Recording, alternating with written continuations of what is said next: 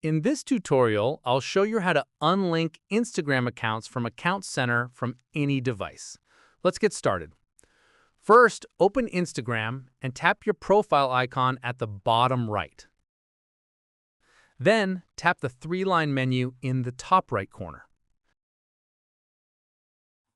Now, select Settings, then tap on Account Center. This manages all your linked Instagram and Facebook accounts. Inside Account Center, tap on Logging in with Accounts. You'll see all your linked Instagram accounts here. Find the Instagram account you want to unlink and tap on it. Now tap on See where you're logged in. You'll see devices that your account is logged into. Select the device that you want to unlink your account from.